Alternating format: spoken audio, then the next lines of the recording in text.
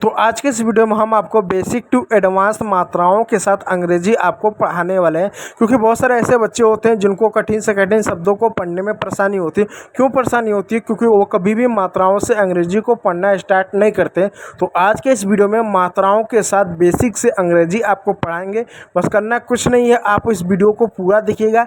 जो आपको तरीके बताए गए उन तरीक़ों पर काम कीजिए और घर पर जाकर बार बार लगातार आप प्रैक्टिस कीजिएगा अंग्रेजी शब्दों को पढ़ने का, छोटे मोटे शब्दों को पढ़ने का, बुक पढ़ने का। यदि अंग्रेजी का कोई न्यूज़पेपर हो तो उसको पढ़ने का आप प्रयास कीजिएगा। जब तक आप प्रयास नहीं करेंगे तब तक आपको अंग्रेजी पढ़ना नहीं आएगा। और वीडियो अच्छा लगा हो तो लाइक कीजिएगा, चैनल पर नया तो सब्सक्राइब जरूर। चलिए क्लास का स्टार्ट करते हैं। देखिए बच्चों, अंग्रेजी पढ़ने के लिए सबसे पहले हमको मात्राओं को पढ़ना बहुत ज़्यादा ज़रूरी है, क्योंकि जब तक आप मात्राओं को नहीं पढ़ोगे तब तक आपको अंग्रेजी नहीं पढ़नी आएगी।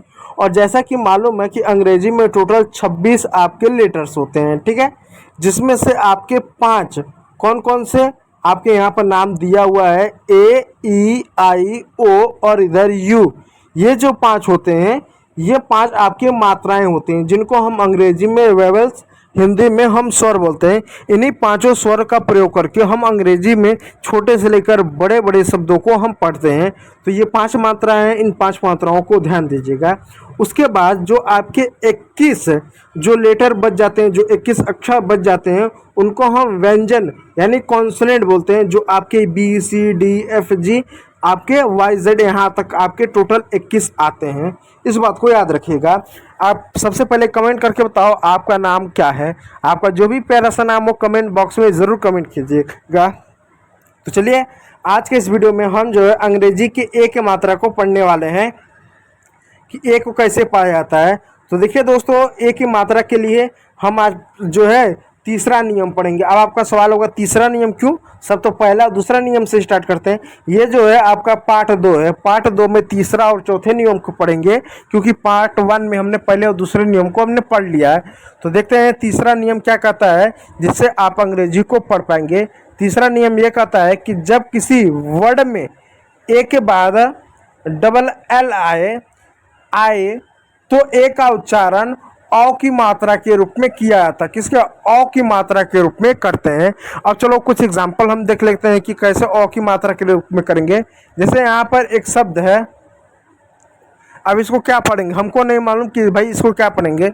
ये तो थोड़ा यू टाइप का लग रहा है, हमको नहीं मालूम कि इसको क्या पढ़ेंगे, ठीक है। लेकिन हमको नियम मालूम है कि अंग्रेजी में किसी भी शब्द में ए के बाद जब डबल एल है तो इस ए को औ की मात्रा पढ़ेंगे। तो चलो नियम पर रखते हैं, और नियम पर रखने के लिए हम क्या करते हैं, जो हमारा बी है इस बी को हिंदी में क्या पढ़ेंगे, बी को हिंदी में ब पढ़ेंगे, ठीक है भाई, ब पढ़ेंगे।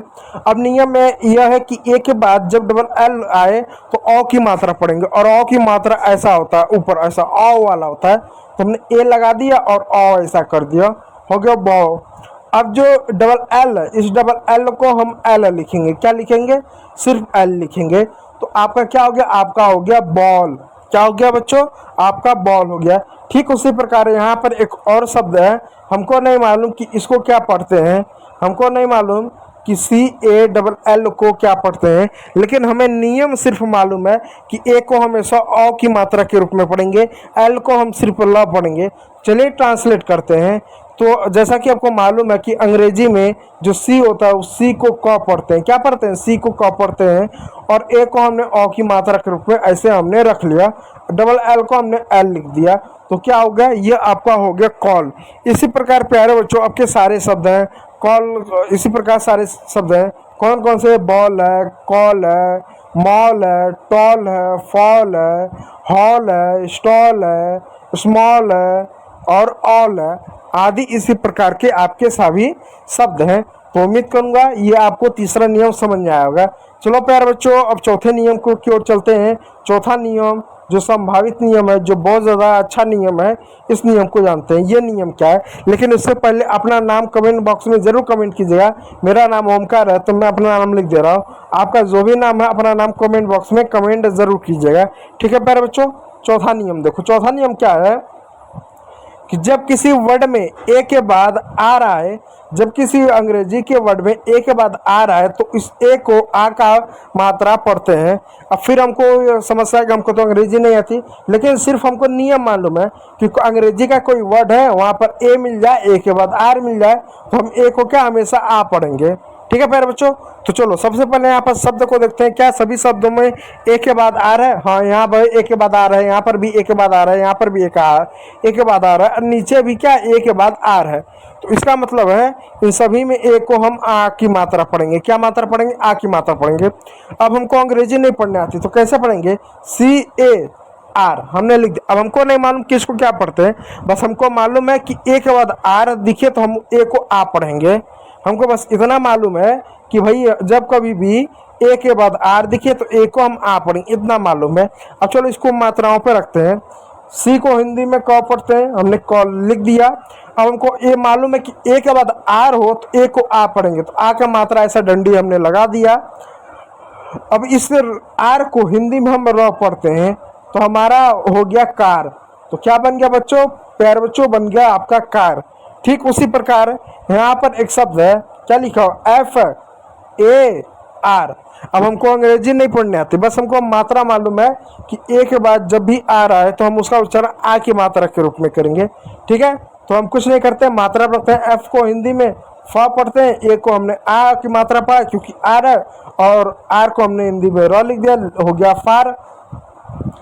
ठीक उसी प्रकार प्यारे बच्चों यहाँ पे देखो तीसरा नियम है STAR। तीसरा नियम आता है, तीसरा शब्द है। अब हमको नहीं मालूम कि इसको क्या पढ़ते हैं, लेकिन हमको एक नियम और भी मालूम है। क्या नियम मालूम है? मालूम यह है कि जब भी अंग्रेजी में दो कॉन्सोनेंट एक साथ आते हैं, जब भी अंग्रेजी में दो कॉन्सोनेंट एक साथ आते हैं, उनके बीच में ना कोई मात्रा नहीं होता है, तो पहले वाले कॉन्सोनेंट को हमेशा आधा पढ़ते हैं। जैसे एस क्या है? वोवेल्स है? नहीं, कॉन्सोनेंट है। टी क्या है? वेवल्स है? नहीं, एक कॉन्सोनेंट है। तो जब दो कॉन्सोनेंट एक साथ होते हैं तो पहले वाले कॉन्सोनेंट को आधा पढ़ते हैं। तो एस को हिंदी में हम क्या पढ़ते हैं? हम स लिखते हैं। तो ये कौन सा स हुआ? ये पूरा स हो गया। तो इस स को आधा कैसे लिखेंगे? ऐसा लिखेंगे, आधा स, क्योंकि दो कॉन्सोनेंट एक साथ है। टी को हिंदी में क्या लिखेंगे? ट लिखेंगे। ए को क्या लिखेंगे? आ की मात्रा। र को क्या लिखेंगे? र लिख दिए। तो क्या हुआ? आपका स्टार हो गया। ठीक उसी प्रकार आपके बाकी शब्द हैं, जैसे डार्क हुआ, फार्म हुआ, आर्ट हुआ। ठीक है प्यारे बच्चों, तो ये आपका चौथा नियम है। उम्मीद करूंगा वीडियो अच्छा लगा होगा। यदि अच्छा लगा हो तो लाइक कीजिएगा, चैनल पर नया तो सब्सक्राइब जरूर कीजिएगा। वीडियो देखने के लिए बहुत बहुत धन्यवाद।